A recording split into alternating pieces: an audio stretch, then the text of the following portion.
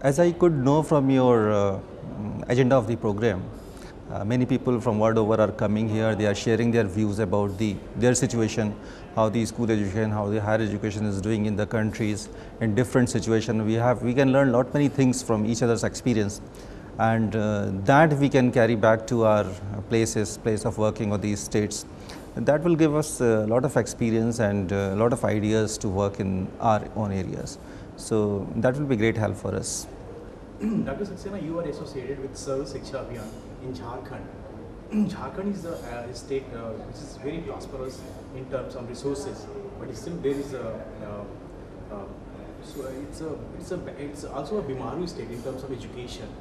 So how do you think the primary education scenario in Jharkhand? It's no more a Bimaru state in terms of education. In fact, last year in India Today conference, India Today conclave, Jharkhand got the fastest growing state in the primary education, particularly you will like to know. And though there are lot many challenges, it's a new state, it's a 10-year-old state, a lot many challenges are there in the education, in the field of education, and we are trying to address those issues. But it's progressing very well. We are addressing these issues very well. What are the current initiatives started under Sarv Shiksha Abhiyan in Jharkhand under your leadership? No, right now the foremost thing to our mind is the out of school children, because this is the biggest issue that we are facing. We have, in fact, you will like to know this, that we have wholly revisited the whole data about the state. I mean, we have been saying, and this is the situation in most of the states, that we are saying that almost all our children are going to school, but reality it is not there. So we have revisited the whole data, and we have worked out that how many out of school children are there, and now we are planning to take them to the schools. So we have identified the problem, now we are trying to take them to the schools. Another area is the dropout. This is quite heavy in the state of Jharkhand. About 35% children, they get dropped out after getting admitted into the schools. So that is also an area in which we are working, and we are working on the school tracking program, so that as soon as the children are out of school for 2-3 days, we have established a mechanism by which they can be brought back to the school. Other areas in which we are working is the learning enhancement program, in which we are going to establish very good libraries in all these schools, because this is one thing lacking. I mean, if you see the children of this generation, this reading practice is not there. So we want them to go to library, read some good books, read some good articles, read some good material, so that they can enhance their learning, because all the learning cannot be done in the classroom environment only. I mean, the children learn from their environment, from their ambience, from their teachers, from their parents, from their society, from their neighborhood. So we want to provide them an enabling environment to these children, so that they learn so many things from there. So this library establishment is one of our main focus area. Then we are also working on the girl education. This has been area of concern in our state, and particularly the Muslim minority girl. I mean, they were very hesitant to come to schools. So we have talked with the community leaders, and we have with their collaboration we have improved our data a lot. Lot many children, lot many girl students, particularly Muslim minority girl students, they are coming to schools with the commitment of their community leader. So these are few areas in which we are working in the state. Dr. Saxena, what measures should be taken to ensure quality education to the larger population in India? See, quality is not a thing that you can import from anywhere and just put in place. Quality is a conglomerate of so many things. I mean, we can work on their components. Access is one, teachers' quality is another, the physical condition in schools is another, seating space in these schools, the availability of the amenities, particularly the separate toilets in the school, drinking water facilities, good quality of ambience in the school, good seating space for the children, the quality of teachers. And the right to education that we have now with us, this has got, in fact, this is a statement on quality, and it has given a detailed structure for the norms and standards of these schools that these schools have to follow. So, if we can put them in place slowly and gradually within the parameters of RT and within the time limit prescribed, I think we will be able to put in quality, but otherwise quality is a very complex issue. Yeah. Dr. Saxena, what is the role of ICT in improving primary education in states like Jharkhand? No, ICT can go a long way in improving the education in Jharkhand, but what is happening, we have been having few projects also in Jharkhand. I mean, in fact, we are working in all our Kasturi Gandhi Vidyalaya. This ICT project is going on. We are going to launch it in all our high schools also. But in primary schools, it has been a problem for us because we have got about 40,000 primary schools. We could start only in about 203 schools, and this is because there are certain problem in our state, particularly the power sector. So, in our schools, power is the main problem, and that's why we have not been able to launch this project in all the schools. Otherwise, I mean, this can go a long way, but we are working on the EduSet project so that we can train the teachers, we can show some good material to the children also. Dr. Saxena, according to you, what are the needs of today's generation in education? Because the scenario has been changed completely, and now we are living in digital era.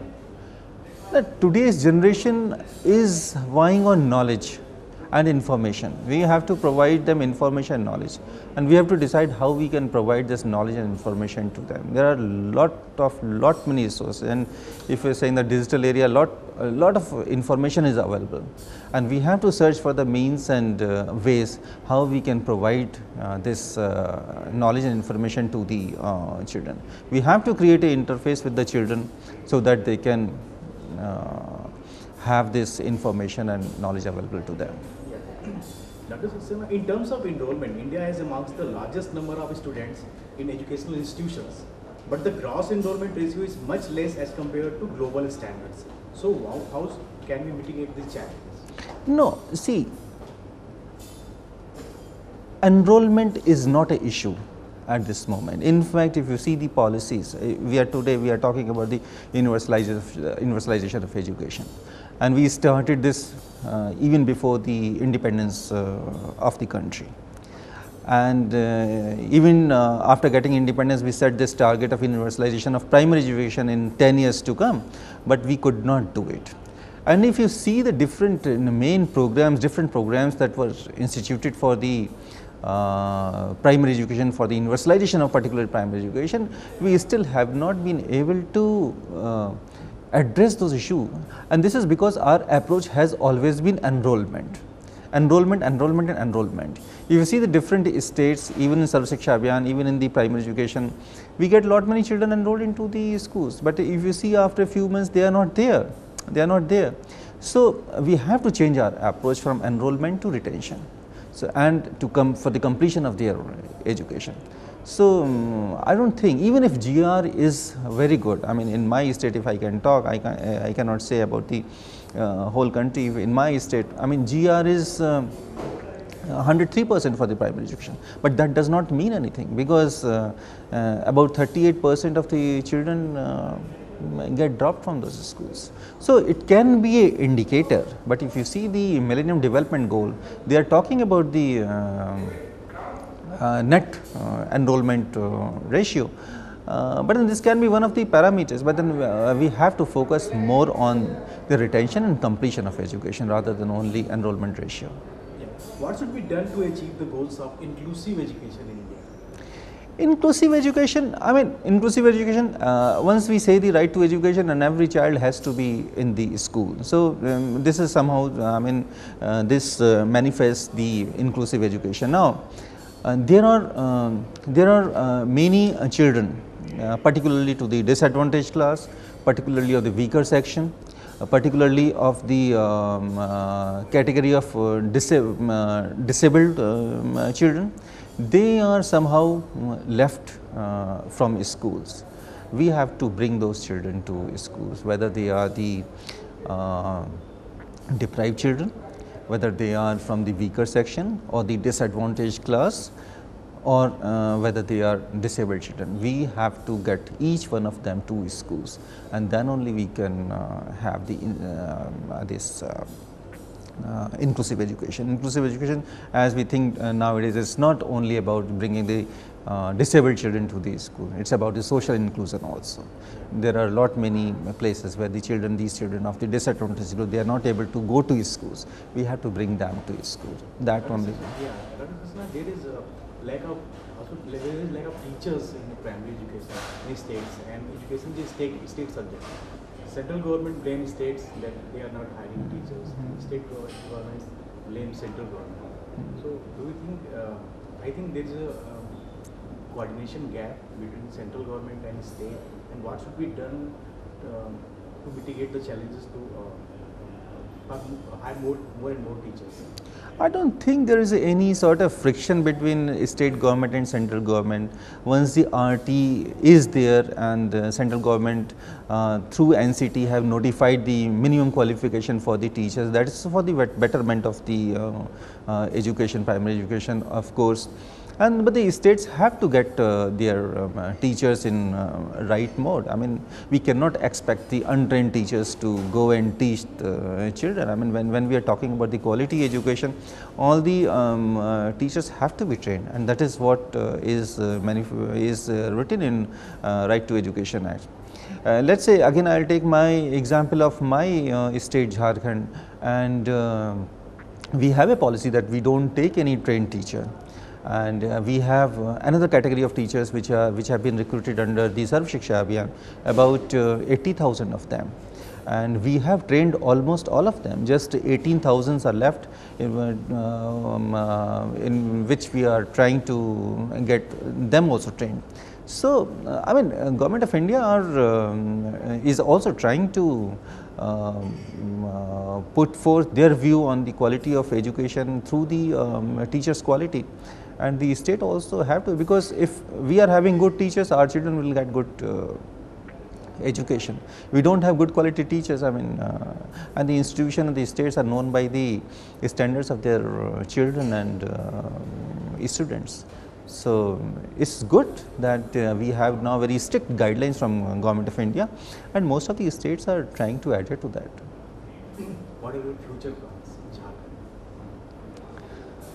If I could, in particular in this sector, if I could put all these 2,30,000, 36,000 children in the school, I can, if I can arrange for the special training, enroll them in the age appropriate classes, I will feel very happy about that.